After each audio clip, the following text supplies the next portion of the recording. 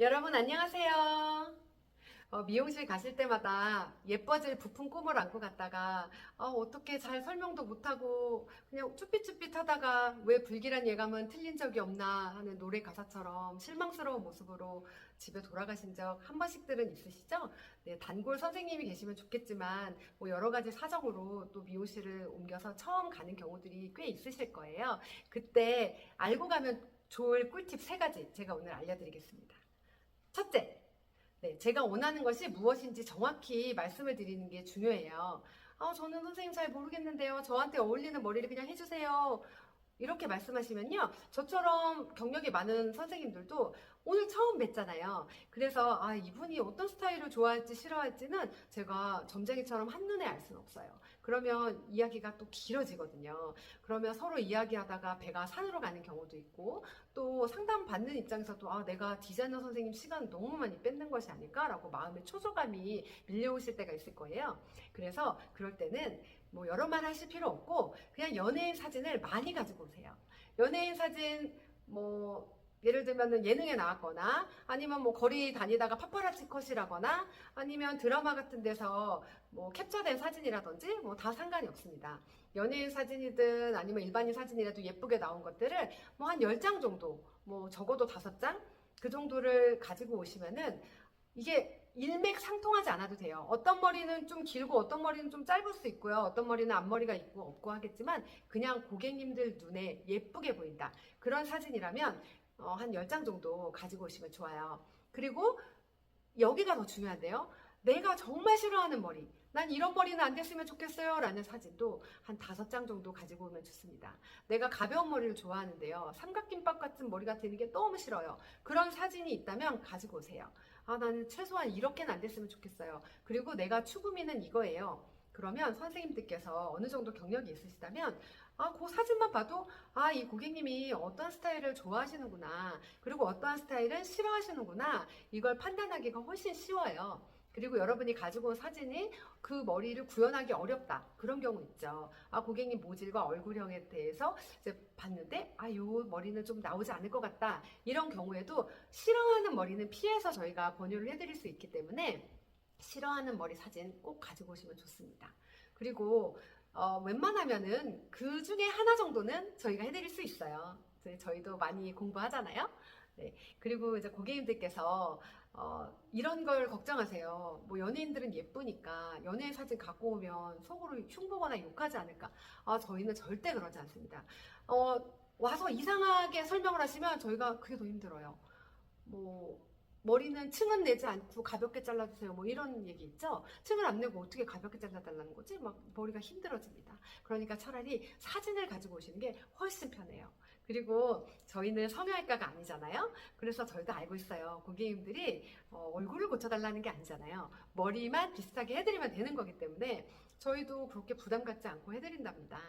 근데 혹시 어떤 디자이너가 이건 연예인이잖아요.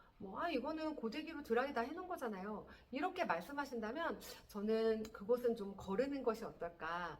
왜냐하면 디자이너 분들이 저희가 똑같이 해드리라는 게 아니라 그 얼굴은 아니더라도 이런 분위기의 머리를 하고 싶다는 니즈에 대해서 너무 무시하는 것이 아닐까 그런 생각이 들어서요. 그런 것은 피하시는 게 좋을 것 같아요. 그리고 웬만하면 다들 비슷하게 해드리려고 노력할 거예요. 네. 그리고 피해야 될 사진이 있어요. 그건 뭐냐면 화보 사진이에요. 우리가 잡지책을 넘기다 보면 나오는 광고 컷 있죠? 그거는 디자이너 분들이 몇 시간에 걸쳐서 한 올 한 올 정말 한 가닥도 흐트러짐 없이 찍은 사진이거든요. 그래서 저희가 구현해드리기에는 너무 완성도가 높은 사진이에요. 그래서 뭐 머리가 한두 가닥 이렇게 삐져 있는 거 이런 것까지 저희가 똑같이 해드리긴 어려우니까 이런 사진 갖고 가면 분명히 이거는 안 돼요 라고 말씀을 들으실 거예요. 그러니까 화보나 광고 사진은 피한다. 그리고 나머지 사진들은 최대한 많이 가지고 오신다. 두 번째 꿀팁. 저희가 미용실에 오시기 전에 내 머리의 히스토리를 좀 정확히 알고 오시면 좋을 것 같아요. 제가 실제로 겪은 일인데요. 고객님 혹시 블랙으로 염색하신 적이 있으실까요? 머리가 그냥 너무 까만 거예요. 근데 보니까 염색을 한 것 같기도 하고 안 한 것 같기도 하고 해서 이제 고객님께 여쭤봤죠. 근데 고객님께서 안 하셨다고 하시더라고요. 그래서 그러면은 고객님을 믿고 이제 염색을 진행을 했어요. 근데 뭔가 시간이 지나면서 불길한 거예요. 위에만 컬러가 밝아지고 아래는 나오지 않아서 제가 다시 여쭤봤죠. 고객님 진짜 블랙 하신 적 없으세요? 그랬더니 고객님께서 맞다. 제가 작년에 한 번 한 것 같은데 그렇게 오래됐는데도 말씀드려야 되나요? 고객님 1년은 오래된 시간이 아니에요. 이 긴 머리를 이 히스토리가 얘가 지금 언제적 했겠어요. 1년의 머리는 15cm 이상 자라질 않는데 최소한 2, 3년 전에 이 시술됐던 머리가 아직도 남아있는 거예요. 그래서 반드시 내가 블랙 머리를 염색을 했다면 몇 개월이 됐는지 좀 정확하게 말씀을 해주셔야 돼요. 머리가 1에서 1.5cm 정도 자란다 생각해서 6개월 됐습니다 하면 저희는 이제 곱하기를 하죠. 그래서 어느 정도까지가 염색 머리일 것이다 라고 예측을 하고 염색을 바르기 시작하거든요. 그래서 고객님들이 그것을 좀 정확히 대충 3달에서 5달 이러지 마시고요. 달력에다 기록을 해놓으세요. 내가 이때 머리를 했다. 머리는 1년에 몇 번 하지 않잖아요. 파마도 마찬가지고 가능하면 커트도 마찬가지예요. 내가 커트를 한 지 2달 정도 되었는데 그 2달 전 머리가 마음에 들어요. 그럼 고객님이 오셔서 제가 2달 전에 머리를 잘랐고 그때 정도 머리 길이를 하고 싶습니다 라고 말씀을 해주시면 저희가 그래도 최대한 비슷하게 2달 전 길이로 맞춰드리는데 저는 기억이 잘 나지 않는데요. 그냥 이거보다는 좀 짧게 해주세요 이러면 어느 정도 잘라야 될지 그때부터는 디자이너가 이제 감으로 하게 되거든요.